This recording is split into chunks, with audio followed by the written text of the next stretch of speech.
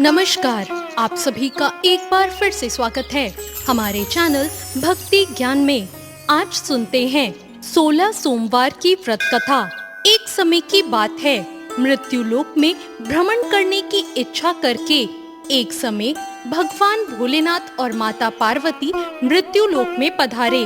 भ्रमण करते करते दोनों विदर्भ देश की अमरावती नाम की अति रमणीक नगरी में पहुँचे। अमरावती नगरी स्वर्ग के सदृश सभी प्रकार के सुखों से परिपूर्ण थी। उसमें वहां के महाराजा द्वारा बनवाया हुआ अति रमणीक शिव जी का मंदिर भी था। भगवान शंकर और माता पार्वती साथ में इस मंदिर में निवास करने लगे। एक समय माता पार्वती जी ने भगवान भोलेनाथ को प्रसन्न देखकर बोला, हे महाराज, आज तो हम दोनों चौसर खेलेंगे। शिव जी ने अपनी प्राण प्रिया की बात को मान लिया और चौसर खेलने लगे। उसी समय मंदिर का पुजारी ब्राह्मण मंदिर में पूजा करने आया। माता पार्वती ने पुजारी से प्रश्न किया, पुजारी जी बताओ, इस बाजी में हम दोनों में से किसकी जीत होगी?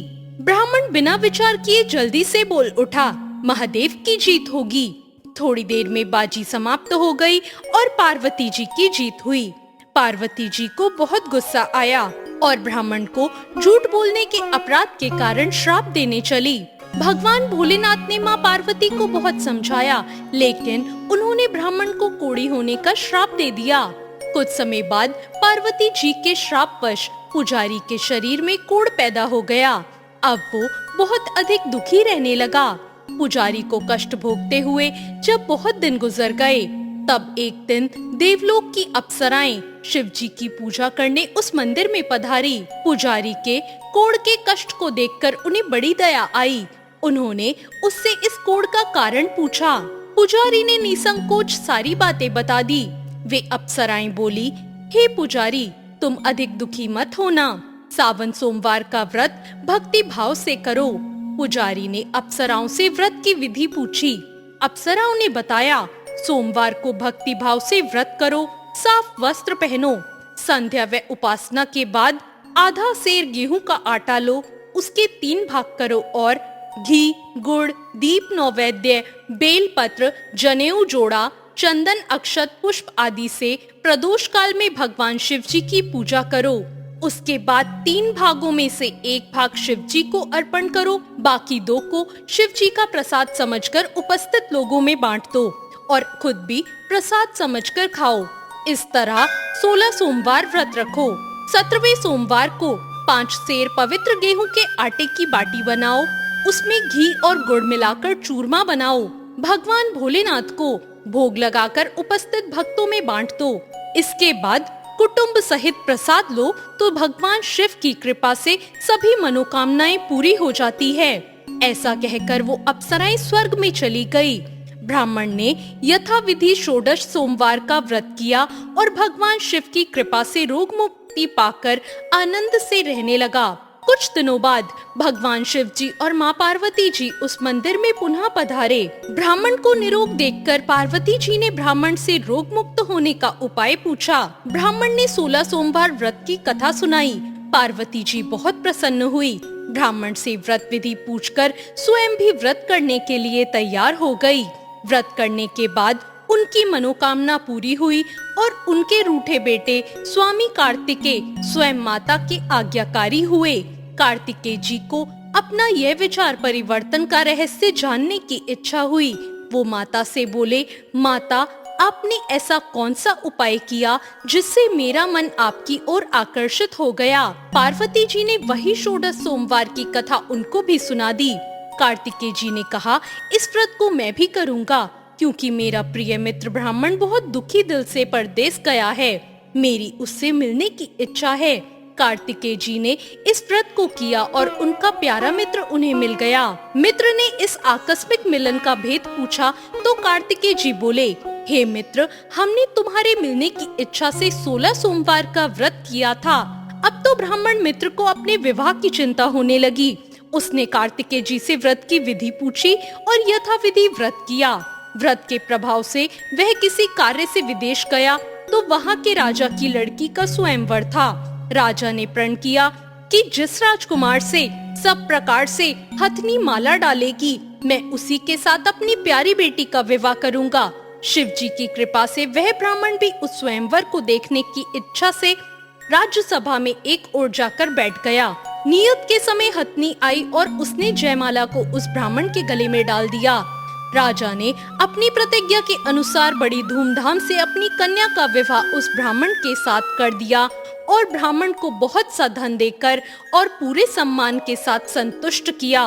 ब्राह्मण सुंदर राजकन्या पाकर सुख से जीवन व्यतीत करने लगा। एक दिन राजकन्या ने अपने पति से प्रश्न किया, हे प्राणनाथ, आपने ऐसा कौन सा भारी पुण्य किया था जिसके प्रभाव से हथिनी ने सब राजकुमारों को छोड़कर आपको वरण किया?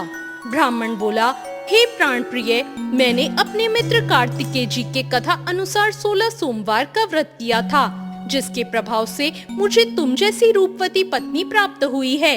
इस व्रत की महिमा सुनकर राजकन्या को बड़ी हैरानी हुई। वह भी पुत्र की कामना करके इस व्रत को करने लगी। शिव जी की दया से उसके गर्भ में एक अति सुंदर, सुशील, धर्मात्मा और विद्वान पुत्र उत्पन्न हुआ। माता और पिता उस देव पुत्र को पाकर अधिक प्रसन्न हुए और उसका लालन पालन अच्छे प्रकार से करने लगे। जब पुत्र समझदार हुआ तो एक दिन अपनी माँ से प्रश्न किया, हे माँ, तुमने कौन सा व्रत और तप किया था जो मेरे जैसा पुत्र तुम्हारे गर्भ से उत्पन्न हुआ? उसकी माता ने 16 सोमवार के व्रत की कथा बताई। पुत्र ने सब तरह के मनोरथ पूरे करने वाले इस सरल व्रत को सुना तो वो भी राज्य अधिकार पाने की इच्छा से हर सोमवार को यथाविधि यह व्रत करने लगा। व्रत शुरू करने के बाद एक देश के वृद्ध राजा के दूतों ने उससे आकर उसको राजकन्या के वरण के लिए कहा। राजा ने अपनी बेटी का विवाह ऐसे सर्वगुण संपन्न ब्राह्मण युवक के साथ करके बहुत सुख प्राप्त किया। वृद्ध राजा के दिवंगत हो जाने के बाद इसी ब्राह्मण को सिंहासन पर बैठाया गया, क्योंकि दिवंगत राजा का कोई पुत्र नहीं था। राज्य का उत्तराधिकारी होकर भी यह ब्राह्मण 16 सोमवार करता रहा।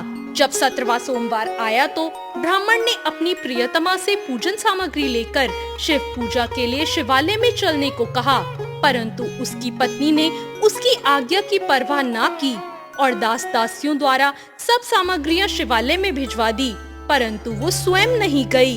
जब राजा ने शिव जी का पूजन समाप्त किया तब आकाशवाणी हुई, हे राजा, अपनी इस रानी को राजमहल से निकाल दे, नहीं तो तेरा सर्वनाश कर देगी। यह आकाशवाणी सुनने के बाद राजा के आश्चर्य का ठिकाना न रहा। उसने मंत्रणा गृह में आकर अपने सभासदों को बुलाकर कहा, मुनियों, आज मुझे शिवजी की आकाशवाणी सुनाई दी कि तू अपनी इस रानी को राज्य से निकाल दे, नहीं तो यह तेरा सर्वनाश कर देगी। राज्य के मंत्री और सभासद आदि सब विस्मय और दुख में डूब गए, क्योंकि जिस कन्या के कारण उसे राज्य मिला था, राजा उसी को निकालने की बात कह रहा था। यह कैसे हो सकता था? पर राजा ने मंत्रियों की परवाह नहीं की। उसने अपनी पत्नी को राजमहल से निकाल दिया। रानी दुखी हृदय से अपने भाग्य को कोसती हुई राज्य से बाहर चली गई। बिना पैर में कुछ पहने, फटे हुए वस्त्र पहनकर, भूख से दुखी होकर अपने हृदय से भाग्य को कोसती हुई वो चली जा रही थी। रानी एक तेली के घर गई तो शिवजी के प्रकोप के कारण तेली के सभी मटके उसी क्षण चटक गए। तेली ने रानी को अपने घर से निकाल दिया। बहुत दुखी मन से वो रानी एक नदी के किनारे गई तो नदी का सारा जल सूख गया, जिसके पश्चात रानी एक जंगल में गई। वहाँ सरोवर में पानी पीने गई तो उसके हाथ का स्पर्श होते ही सरोवर का नील कमल के समान जल असंख्य कीड़ोमय होकर गंदा हो गया। रानी ने भाग्य पर दोष रोपण करते हुए उस जल को पीकर पेड़ की शीतल छाया में विश्राम करना चाहा, परंतु वह जिस पेड़ के नीचे विश्राम करती उस पेड़ के पत्ते तुरंत टूटकर गिर जाते। वन सरोवर जलाशय की ऐसी दशा देखकर गौ चराने वाले ग्वालों ने अपने गोसाई जी से, जो उस जंगल में स्थित मंदिर के पुजारी थे, उनको ये बात बताई। गोसाई जी के आदेश अनुसार ग्वाले रानी को पकड़कर गोसाई जी के पास लाए। रानी की मुख कांति और शरीर की शोभा देख गोसाई जी जान गए, यह अवश्य ही कोई विधि की गति मारी हुई कुलीन स्त्री है। पुजारी ने रानी से कहा, पुत्री, मैं तुमको अपनी पुत्री के समान रखूंगा। तुम मेरे आश्रम में आकर रहो। मैं तुम्हें किसी प्रकार का दुख नहीं होने दूंगा। गोसाई जी के वचन सुनकर रानी को धीरज हुआ। वह आश्रम में रहने लगी। रानी जो भी बनाती उसमें कीड़े पड़ जाते, जल भरती तो उसमें भी कीड़े आ जाते। रानी की ये दशा देखकर गोसाई जी बहुत दुखी हुए और रानी से बोले, हे पुत्री, तुम्हारे ऊपर कौन से देवता का प्रकोप है जिसने तुम्हारी ऐसी हालत की है? पुजारी की बात सुनकर रानी ने शिवजी महाराज के पूजन के बहिष्कार की बात बताई। तो पुजारी ने शिवजी की अनेक प्रकार से स्तुति की और फिर रानी से बोले, पुत्री, सब मनोरथ पूरी करने वाले 16 सोमवार व्रत करो। उसके प्रभाव से इस कष्ट से मुक्ति हो जाएगी। गोसाई जी की बात मानकर रानी ने 16 सोमवार व्रत किए और 17वें सोमवार को विधि विधान सहित पूजन किया। उस पूजा के प्रभाव से राजा के हृदय में विचार आया कि रानी को गए हुए बहुत समय बीत गया है। न जाने वो कहाँ भटकती होगी, उसे ढूंढना चाहिए। यह सोचकर रानी को तलाश करने के लिए राजा ने चारों दिशाओं में दूत भेज दिए। वे दूत रानी को तलाश करते हुए गोसाई जी के आश्रम में आ गए। वहां रानी को पाकर उन्हें अपने साथ जाने का आग्रह करने लगे, परंतु गोसाई जी ने मना कर दिया। दूत चुपचाप वापस लौट आए और राजा को रानी का पता बताया। रानी का पता पाकर राजा गोसाई जी के आश्रम में गए और उनसे कहा, महाराज, जो देवी आपके आश्रम में रहती है वह मेरी पत्नी है। शिवजी के प्रकोप के कारण मैंने उसका त्याग किया था। अब मैं भोलेनाथ की कृपा से उसे लेने आया हूँ।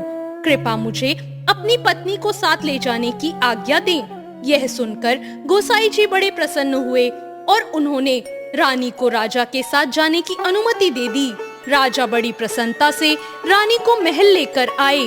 राजा ने सारे राज्य में उत्सव मनाया और चारों तरफ प्रसन्नता की लहर दौड़ गई। सारी प्रजा ने अपनी रानी के आने पर खुशियां मनाई।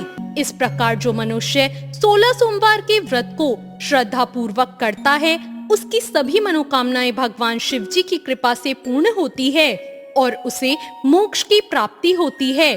तो ये थी आज की कहानी।